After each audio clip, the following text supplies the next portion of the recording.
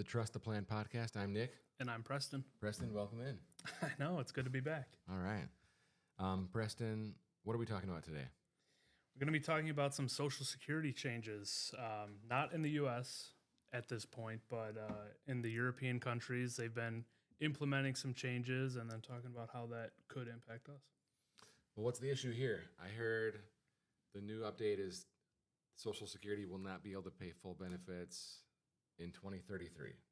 Right. So that's in the U.S., right? And we're 8 years away from that. So beyond that, something will need to change, right? Whether it's taxes are going to go up or, the amount that your promise is going to go down. But we've preached to clients for a long time now that if a change were to happen, it's going to affect younger people first, people like my age, because we have a long time to prepare and plan for that change versus, if you're 65 and you're sitting there like, do I need to claim this month so they don't take away my benefit? I think that's a far, far less likely outcome. I agree.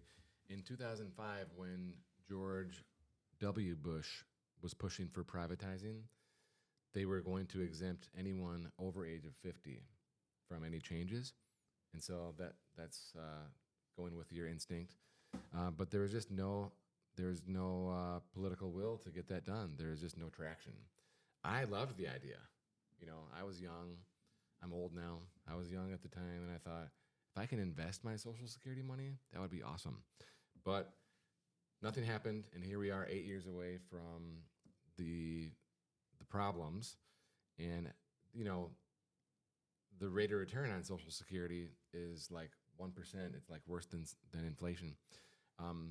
So anyway, it's not a great system, okay? And I don't see anything changing anytime soon, right? You think about we have 3.5 more years of Trump. I don't think he's going to touch it. So then it becomes the next administration and the next Congress. So we'll see if they have any political will to talk about it then. If no one ever talks about it, no one ever takes action, it's just going to, I think what will happen is we'll have the same benefits and just larger and larger deficits. Yeah, I think that's a likely outcome too, especially when you think of from a politician's standpoint, right? The next president will take office in 2028.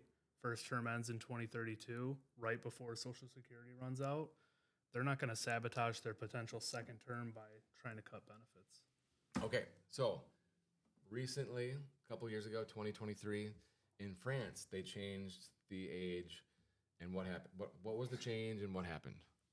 Yeah, so the French government went to change the age of their Social Security from 62 to 64. So first of all, they had it good to begin with. That's but right, yeah. It caused riots in the streets, full-scale riots and protests, and people were very, very angry.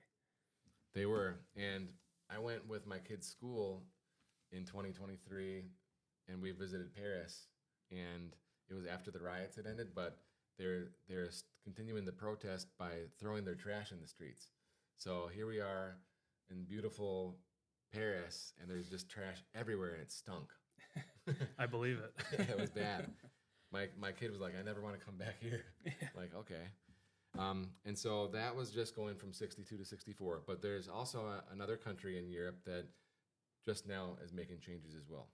Yeah, Denmark just recently announced that they're going to change their full retirement age from 67, which is the way we have it in the U.S., to 70, with the caveat, again, that it's going to affect younger people first, or I should say heavier, and the people who are older in their 50s, 60s, who are already planning on this, it's more of a phased approach or no impact to them at all. Yep, if you're over 54, no impact at all. Yeah. Okay, but this is an interesting setup because it's not like the Danes just decided this is something that they're going to change this year. This was a rule that they passed in 2006, and so every so often they look at the average life expectancy for a 60-year-old, and if that life expectancy is going up, they raise the age for the Social Security. And so it's like an automatic trigger that happened. Life expectancy went up. We have to raise the age for the Social Security. I think that's really interesting, right? They're just following the formula. Yeah, I think that's a great way to do it because You know, whereas France had riots in the streets over a 2-year change, Denmark, this has been a 19-year process in the making that everyone's been aware of. This is the law. They're going to evaluate it. And if the results come out this way, there's going to be a change. So the Danish citizens have had a long time to prepare for this. And still, it's 70 versus 64. Yeah. You know what I mean? Right. Okay, so here's my prediction, okay? We haven't felt max pain as it relates to Social Security. Right. So there's going to be a time, probably after 2033, when something happens where we do feel max pain and there's political will to take action. And they're gonna probably change the formula for the inflation as it relates to Social Security. They're gonna raise the income that's subject to Social Security taxation. Right now, it goes up every year. It's like 160 or something. After you earn 160, there's no more Social Security taxes. I think they'll probably uncap that. And then they'll probably raise the ages as to when you can collect. So right now, you can collect as early as 62. You can delay it as long as age 70. I suspect 62 becomes 65 or something like that. But it would probably, again, only be for people under age 50-ish. That's my prediction. So we want to bookmark this and come back in like 10 years, see if I'm right. Yeah, I think it's a good prediction. And the other thing that I would even predict is maybe they take away or diminish the rule of a spouse can claim on their benefit or half of the other spouse's benefit. That seems like a pretty big reasons why we've been running deficits. So that could go by the wayside. That could. Also, the disability could be restricted as well.